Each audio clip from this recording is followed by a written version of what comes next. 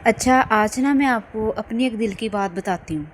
मैंने कभी किसी से शेयर नहीं की कि मेरा दिल ही नहीं किया, कभी किसी से नहीं। लेकिन आज आपको बताती हूँ।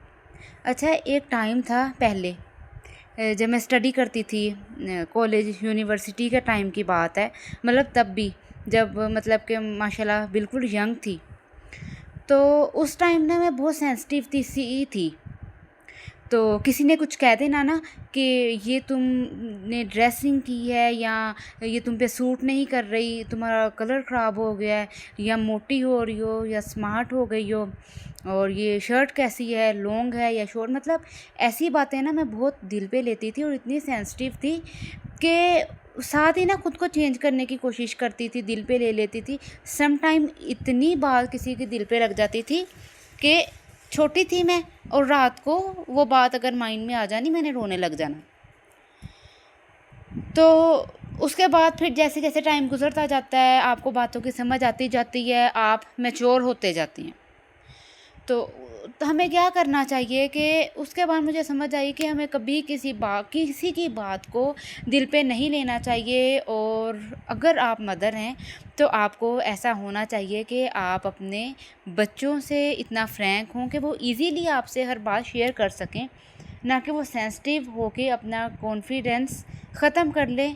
क्योंकि जो आपकी ये बैचलर एज होती है ना, जब आप स्कूल यूनिवर्सिटी जाती हैं, ये ग्रो का टाइम होता है, और ग्रो करना होता है आपने, और कॉन्फिडेंस डेवलप होने का टाइम होता है अगर मदर्स टाइम देने में कम। क्योंकि हमारी माएँ बड़ी मासूम हैं, ठीक है।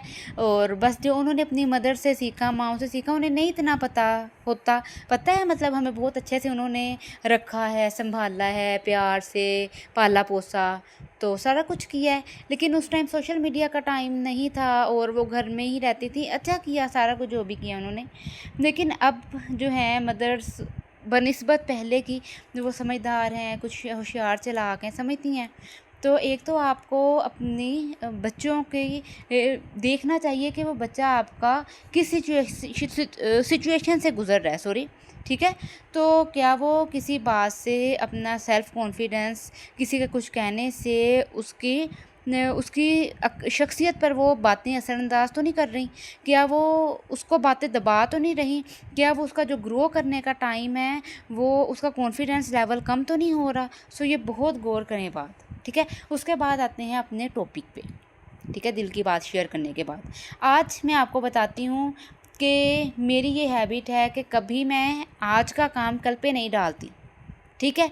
चलें, कभी हो गया अगर हम बहुत ज़्यादा थके हैं तो हमने कहा चलें ये काम रह गया कल कर लेंगे, नहीं, आज का काम कभी आप कल पे ना डालें। और उसके बाद सबसे पहले आप अपनी ये हैबिट बना लें कि आपने अपने माइंड में कुछ काम सोच लेने हैं डेली के, कि आज आपने अपने घर का या आपके रूम का ये कोना क्लीन करना है, कबर्ड की आज ये साइड क्लीन करनी है, शूज़ रैक्स का ये वाला हमने कोना साफ़ करना है, और ड्रॉ साफ़ करना है। सो वो आपने अपना टास्क पूरा करना है।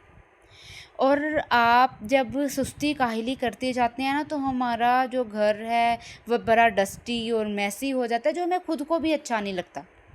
उसके बाद आपने क्या करना है, अपनी हैबिट बना लेनी है कि आपने वीक में 2 से 3 बार अपने घर में जितनी भी आपने ऑर्गेनाइज़ की हैं चीज़ें, वो आपका उसमें फ़र्नीचर आ जाता है, या कोई डेकोरेशन पीस आ जाता है, या कोई भी चीज़, या जो जैसे मैंने अपने साइड टेबल पे कवर्स बिछाए हैं, आपने देखा है वो गंदे हो जाते हैं, लेकिन मैं उसको वॉश कर लेती हूँ, ठीक है। वॉश कर लेती हूँ, ये नहीं है कि हर बार वेस्ट करके न्यू तो नहीं लिए जाते ना, उसको भी मैं वॉश कर लेती हूँ। तो उसको आप टाइम टू टाइम वॉश करते रहें, ताकि आपका घर, आपका रूम आपको खुद के लिए अच्छा लगे, आपको अच्छा फ़ील हो। और उसके बाद हम मुसलमान हैं, हमने नमाज़ पढ़नी होती है, हम कहते हैं कि जिस जगह पे हमने नमाज़ पढ़नी है ना, वो क्लीन और टाइडी होना चाहिए। उसके बाद डेली रूटीन पे तो आप सफाई करते ही हैं, तो लेकिन अपनी ये हैबिट बनाएं कि आप वीक में एक बार डीप क्लीनिंग ज़रूर करें, महीने 15 दिन पे नहीं डालें। क्योंकि जब हम महीने और 15 दिन पे डालते हैं ना, तो उसके बाद क्या होता है कि वो ज़्यादा डस्ट और ज़्यादा हो जाता है, उसके बाद फिर हम लेज़ी होते जाते हैं। सो काम को ज़्यादा डिले ना करें, टाइम टू टाइम करते जाएं।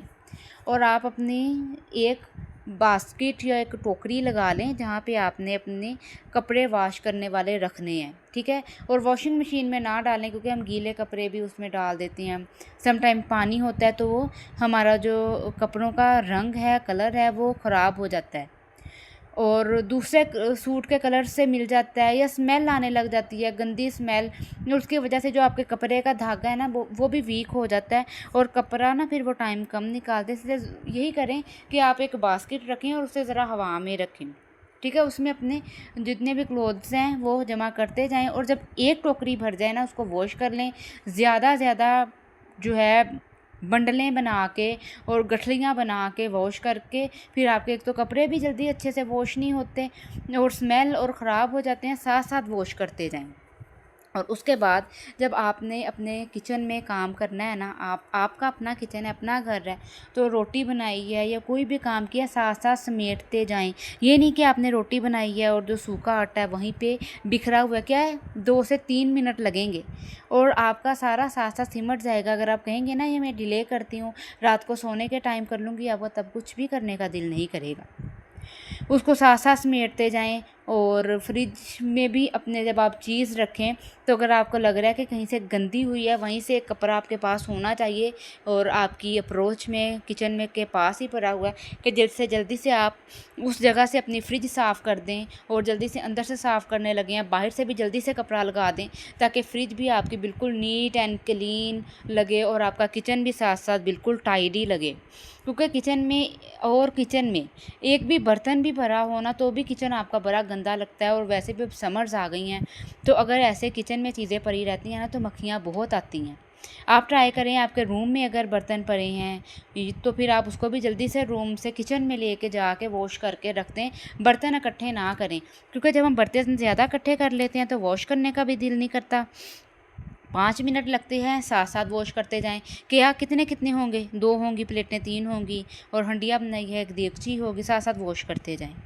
और उसके बाद आपने अपनी कबर्ड को भी जब कपड़े रखने हैं तो ऐसे ही नहीं फेंक देने, मैसे ही नहीं करना, साथ साथ सेट करते जाएं। ये कुछ टिप्स हैं, आप इसको अप्लाई करके देखें, लाइफ ईजी हो जाएगी इंशाल्लाह।